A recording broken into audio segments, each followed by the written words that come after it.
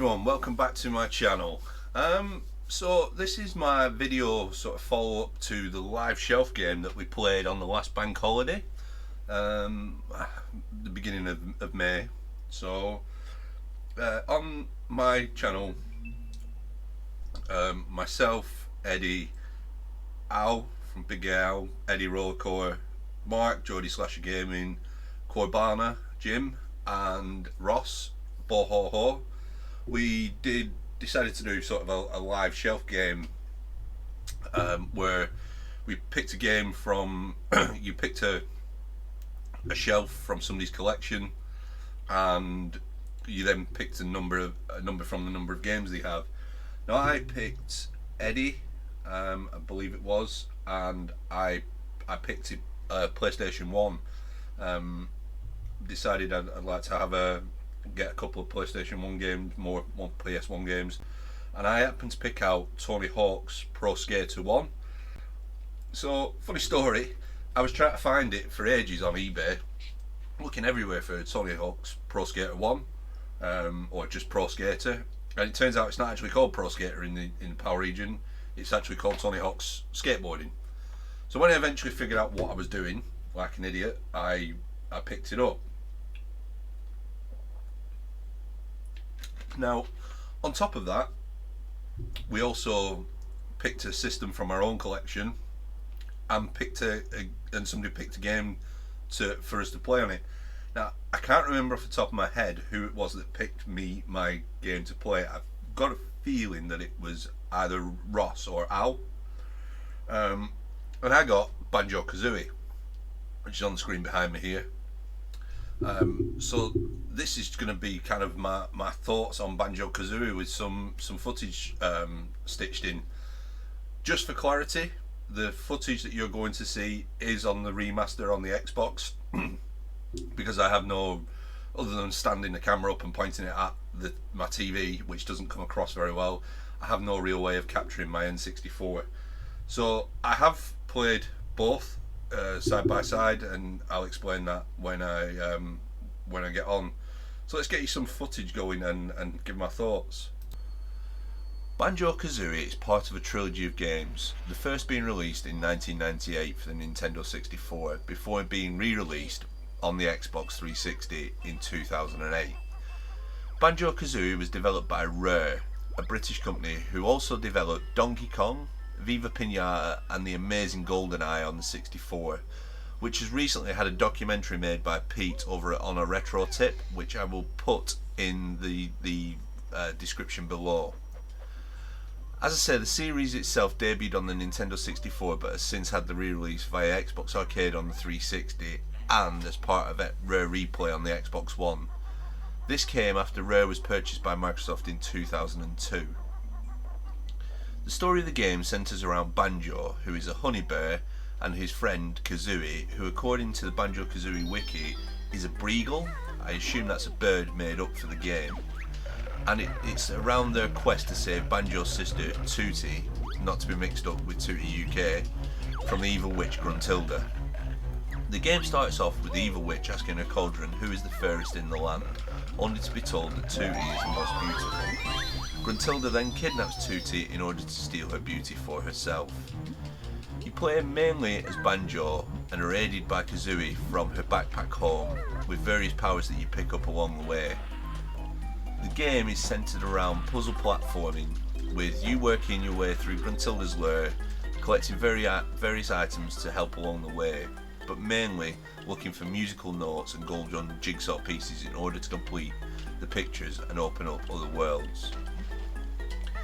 In the game, there are 9 main worlds in the hub. Personally, I've gotten as far as Bubble Gloop Swamp, which is the 4th in the world on both the Nintendo 64 and the Xbox versions. At this point in time, that is, I intend to go back and carry on playing through. The reasons for which will become apparent when I'll cover those in a second. So what are my thoughts on the game? Well, let's start off with what I consider to be the pros. The design of the game is excellent, with the fairy tale worlds all colourfully different enough to keep you from getting bored due to essentially doing the same thing over and over again. The levels are open enough to avoid you having to do too many things at once, while also giving different areas within them, so like micro worlds within worlds, to allow you to do other things and keep the game entertaining. As I say, the characters are lovable. The game is very light-hearted and funny. I didn't actually realise whilst playing, but after reading about the game, the humour in the game is very, very British. Mainly the sarcasm and the deprecation of characters that you get from Kazooie, but also some of the levels of toilet humour and the innuendo that you see in it. These are the sort of things you would expect to find in a carry-on film or an older British sitcom, such as Some Mothers Do Have Them, and the Alf Garnett sitcoms that I can't remember the name of at this point in time. The soundtrack is fantastic. It fits well within the game and is different as you traverse between the different worlds. Each piece of music has its own style that fits with that world, and each track doesn't seem out of place and is in keeping with the level design. It's very simplistic, but all the while catchy and addictive to a degree. So what do I consider the cons of the game? Well, first off, the camera. As you can see from the footage that I'm showing, I'm constantly having to fight with the camera on the Xbox version, and this is much worse on the Nintendo 64 version. There doesn't seem a way to reset the camera directly behind you with a single button on the 64. Rather, you need to keep resetting it using the C buttons, and on the Xbox version you have to use the triggers to do so. I guess that's in keeping with a lot of games of the time when Banjo Kazooie was first released. From memory, I think Ocarina of Time was one of the first that allowed you to reset the camera easily and by the hit of a button. Also, the controls are really clunky. They are so clunky, it's unreal. Even on the Xbox version, which I would imagine should have been updated. As you can see from the footage I'm capturing, when you're swimming, it's hard to get Banjo to go where you want or need him to be. And in the case of the open oceans of Treasure Trove Cove, this can prove to be a nightmare as Snacker the shark appears, and if you're not careful, you can get stuck to the point where he basically can just eat you. Despite its flaws, Banjo Kazooie all round is a fun game to play. It's vibrant and colourful on the Nintendo 64, as it is on the Xbox version. I was highly surprised that the Nintendo 64 version stood the test of time whilst playing through it.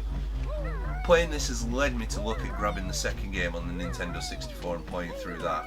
Whilst I have Rare Replay and I also have the games digitally and can play them on the Series X, I would like to experience the Nintendo 64 version of the second one in the hopes that it's improved on some of those flaws that I've spoken about. So yeah, those were my my thoughts on Banjo Kazooie. Just so people are aware, this upcoming bank holiday, so Monday the 31st, I think it is. Check my calendar. Yeah, Monday the 31st. We are going to be live on Corbana's channel, doing the same thing again. I think there is one of us that isn't going to be there, but we've pulled somebody else in. And we'll see how that goes. So yeah, that was my thoughts. This was the video. I hope you enjoyed it. Catch you all later.